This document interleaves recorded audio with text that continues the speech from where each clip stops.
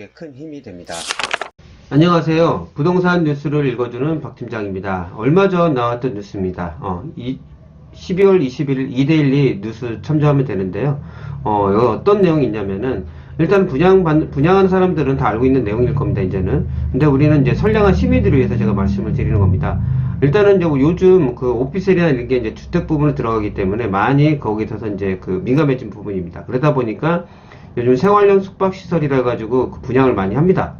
이거는 청약통장이 필요 없습니다. 그리고 요즘 피가 많이 붙었어요. 별내 같은 경우도 보시면 피가 1억 5천 2억 뭐 서울에서 지금 분양을 하고 있습니다.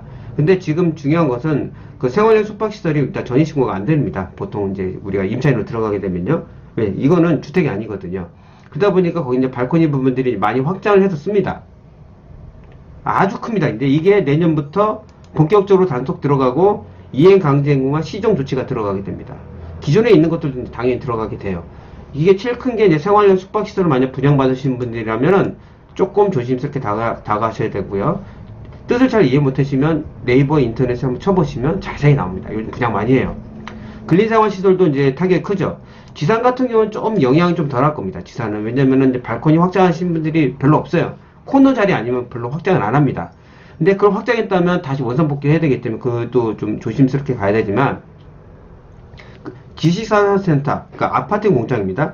그러니까 좀 층고가 높은 데는 복층공사 하신 분들이 있어요. 그것도 조사 들어갈 수 있어요. 이런 부분이 아마 조금 나중에 추후에 조금 그런 분쟁이 생길 수 있으니까 먼저 지금 분양을 만약 받게 되는 분들은 이런 부분을 참 알고 준비하셔야 될 것 같습니다. 모델하우스에 일하시는 우리 모델하우스 일하는 분양 직원들이 있잖아요. 거의 95% 이상이 공인중개 자격증이 없습니다. 자격증이 없어도 분양 직원으로 일할 수가 있습니다. 그분들은 분양하고 떠납니다. 책임이 없어요. 일단 생활형 숙박시설에 이렇게 할 때 그거 확장 부분에 대해서 명시를 안 합니다. 불법이라고. 그러니까 그런 부분 확실히 인지를 하시고 준비를 하셔야 됩니다. 이데일리 뉴스를 제가 이제 PPT로 제가 만들어 놓은 내용이 있으니까 그걸 참조하시고 이제부터는 이런 부분을 확실히 주의하시길 바랍니다. 그럼 들어가 보도록 할게요. 자, 주택에는 원래 이제 내부 확정 불법 이제 관례로 되어 있었습니다. 근데 이걸 통합 기준을 마련했습니다. 전에 좀 이런 거 좀 의견이 분분했는데 이제 확실히 기준을 잡았고 이대로 아마 진행할 것 같습니다. 중요한 거는 아까 말했던 불법 발코니 확장입니다. 일단 뭐 지식산업센터 같은 경우는 일단은 좀 층고가 높으면 이제 복층공사 하시는 분들이 있지만 아마 그런 분들 잡아낼 확률이 상당히 높아요. 여기서 제일 이제 지금 타격이 오는 거는 우리가 이제 여기 있는 거기 건설사는 이제 생활 숙박시설 이게 지금 분양을 많이 때리고 있거든요.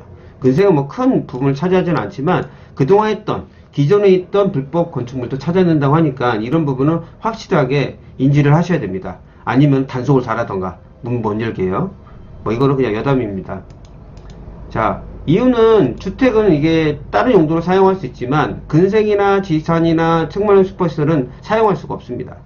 비주택인데 이거 사용할 수가 없어요. 허용되어 있지가 않아요. 이런 부분 때문에 이런 걸 할 수 있으니까 분양이 잘 됐잖아요. 그러니까 가격이 상승할 수밖에 없습니다. 그리고 불법으로 했는데 이게 면적으로 늘어나지가 않잖아요. 재산세를 더 내지는 않습니다.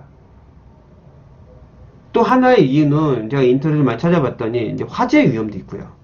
화재일 때 발코니가 필요하잖아요. 코로나 영향도 있습니다. 외부로 이제 왜냐면은 발코니가 있어야지 외부인데 이거를 이제 확장해서 방으로 쓰는 거예요. 내부로 돼버리는 겁니다. 그런 부분도 있다는 내용도 있습니다. 시정조치 및 이해강정 부가 계획이 가지고 있으니까 이러면 꼭 알고 계셔야 되고요. 이거 아까 말씀드린 이겁니다. 내부 공간 외부는 상관없는데 이것을 이제 만약 그거를 어떻게 쳐가지고 밖에서 볼 수가 없을 정도가 되면 이제 내부잖아요. 그건 안 됩니다. 바로 이제 잡아내는 거고 21층 이상은 안전 검토를 한다고 합니다. 왜냐면 좀 위험성이 있잖아요. 건축위원회 자문을 거쳐야 된다고 합니다. 이런 부분도 알고 계셔야 됩니다. 21층 이상이요. 아마 내가 봤을 때는 이게 거의 대부분 생활형 숙박시설이에요. 근생은 그것까지 가지 않잖아요. 요즘 워낙 유행입니다. 이쪽을 분양받으신 분들은 향후에 그런 계획을 가지고 있거나 만약 가지고 있거나 이런 하게 되면 어차피 돈이 나오기 때문에 빨리 원상 복귀를 시키셔야 됩니다. 자, 준공 건물도 철저히 관리. 이제는 준공 건물도 이제 들어갑니다. 내년에 입주하는 것들 있잖아요. 바로 들어서 확인을 해요. 이행 강정문 나오고 시정조치 들어가기 때문에 어쩔 수가 없습니다. 지어진 것도 이제 그렇게 돼요. 자, 보십시오. 팔권이 이게 확장 사유 불가 명시를 해야 되는데 그전에 안 했어요. 불문명을 했습니다. 아니면 끝에 조그맣게 넣던가. 우리가 도시형 생활주택 제가 전에 설명드렸잖아요.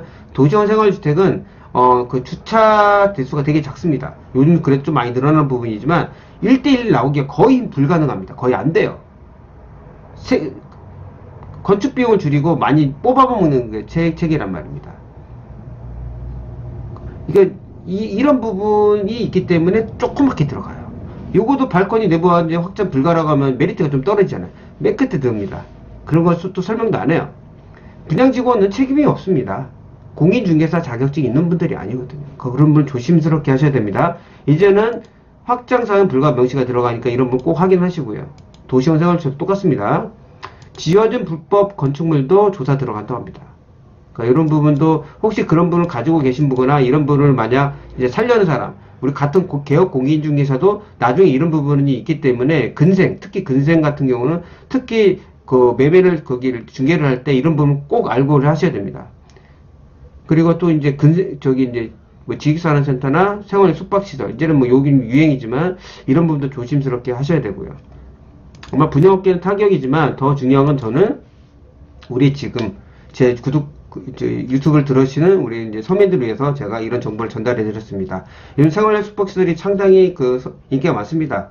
뭐 좀 피도 많이 붙어 있고 해요. 왜냐면 주택이 아니라서 요즘은 좀 뭐 이렇게 뭐 양도소득세 부분에서 크게 조금 제외가 되기 때문에 뭐 어차피 상가 뭐 양도세 나오지만요.